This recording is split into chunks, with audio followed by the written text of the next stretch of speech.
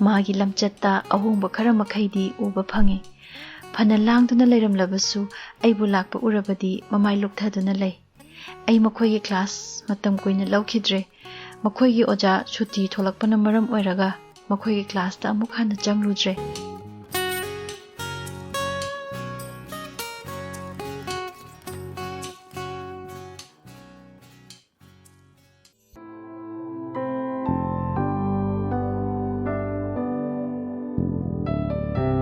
Adubu campus amatta leiba oibana makhoibo adum ui.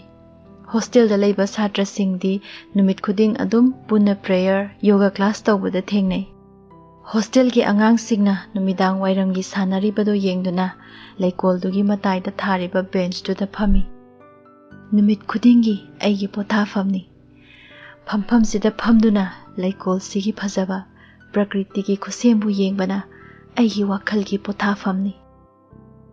Korougi Aroiba Mashek na nungchup jingya panglakpa ngangrana ba Korougi mangana atia sinna yelakpa kan karigino aigi thamoina asum khoirangliba mitlu anidagi tattana ihaurakpa pirangi irikna masen marang uhali phazaraba mahausa imagi khutse sontharaba thamoisina amuk sukhali amuk hana yenglaroi Korougi Aroiba Mashek se adubu hekta ngamde Numit khuding mafam sida phamduna yengjai. Korougi mangal uraktraba mikupta thamoina wajai. Leitafam khangdana wajai.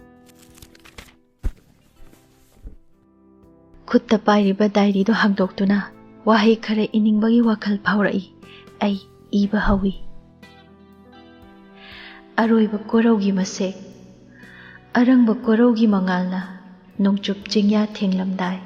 Hanglaba atiya makoida. Ngangranaba nongjabina sinba kan naitom paiba cheklana pombi kaidong thiba kan hanglaba thamoigi kachinda lotuna thamjaba nushiba nang tabu ningsingna pukningna kayada wazana kapjaba tamkhraba nangbu halaklaroi khan kayada mi paijaba pukningna jokthara misna anisina nangi maikai tabu yengli Aroiba Korougi Mashek sida Angawbigum itanta murum solui tunglumdagi khanghaudana Miss yam phajaye amukta phajage miss aigi diary do tap lauki mathanta tumina pai ngaihak aingonda munna yengduna lei tapna hairai Miss kaigino asuk thamoi shokna irisibo aduga Miss ki mitta pi ira cheli baduna karigino Miss nang kaidoba yaurage boboy Miss kaisu tawdeda sum thamoida phaurakpa wahi khara irambane aidi nang lakpaga amta khanghaudre aisu ngasaidagi Miss pu thirine Miss ta kaino mata takpiyo haigena karino ne nangna khangningi badubo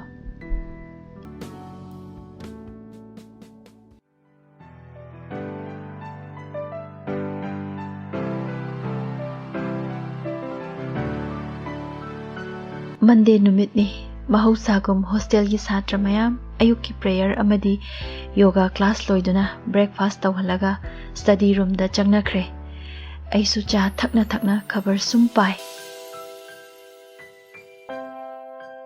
khangaudana tu khyau chungi the last sunset mayek lana irami ai tasengna tu chungi magi ayekpa aroiba numit ki masekto mit kuptana yengi ai haifam khangkhide mana first tarakpada school sigi mingchatni adubu aingodadi ahen manungaiba ama oiki aigi thamoigi mami ama magi picture duda uthok pirakpa ai haifam khangdana penjaki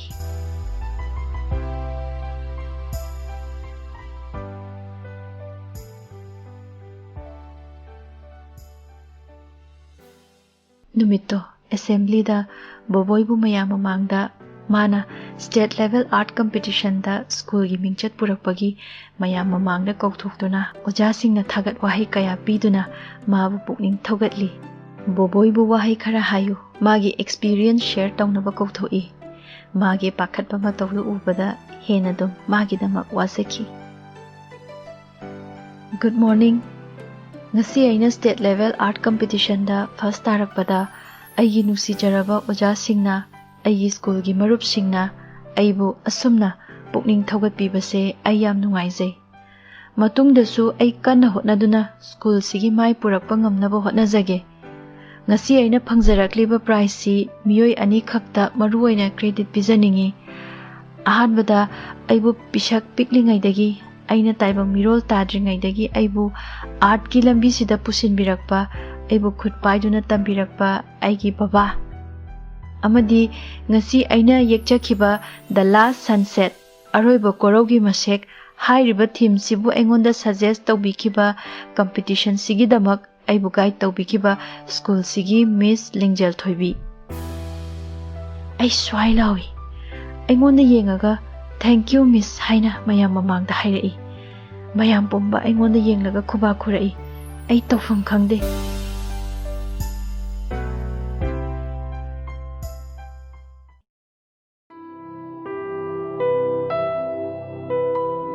Numito Punshigi kawa ngamlaroidaba mikup ama oihanki numit khuding aigi inakta laktuna aigi achikpabu tattana thugaire mana ngangthorakpa tawthorakpa khuding thamoida mami ama tahanbagum tawi aigi maithongda awaba mami amatta uba ngamkhide aibu ngai haktang oirabasu nokhannaba hotnabada mana aigi damak tawkhiba maya ai khallubada mittagi pi takhiba khanghaude Teachers Day numito ay ngasi su kaudri stage da mana maya higatlaga sakhiba isai do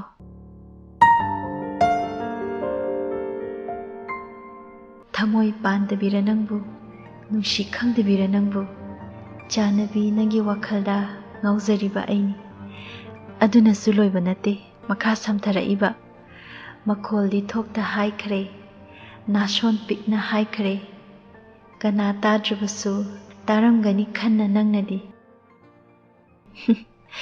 numituda mana pirakhiba Teachers Day gift do ai kaudri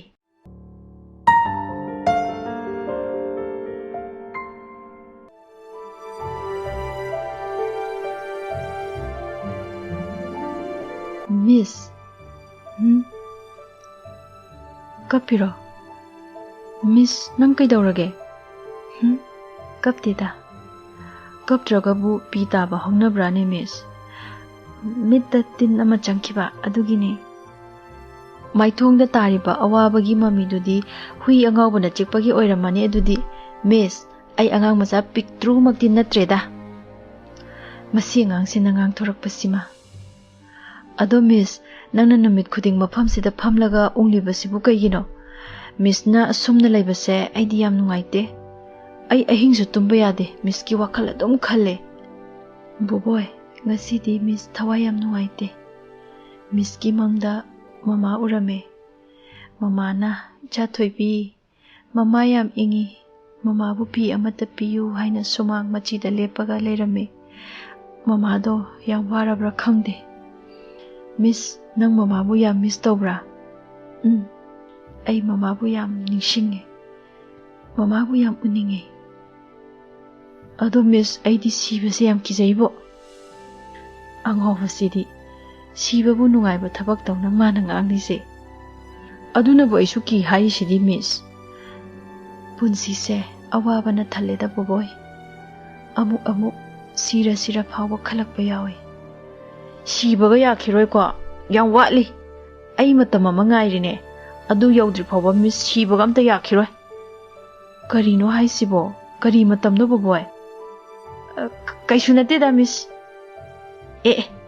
lotli ba haidura fare adudi hangaroi ko adugi nate ba miss haidokpa ngamdabagine miss oiramasu kaisu ngamoi haima masi ngangsi yengune ado miss kaino ma yengera kaino yengene yengo tu sigi sketch se kana mali miss khangdi kanano sibu boboy khangde kaina mamit ne na kamaini yengnu khangdi aya sidi aina hek ungaga phambagi post tu male natradi kaino aduga sida tungda aibu yenglibasina kana Karino nangi sketch sina hainingisibo.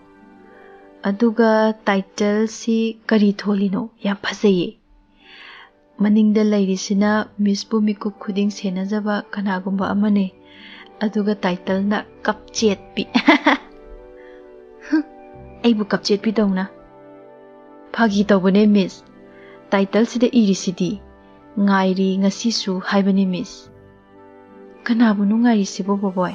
Ai gyan tadibo.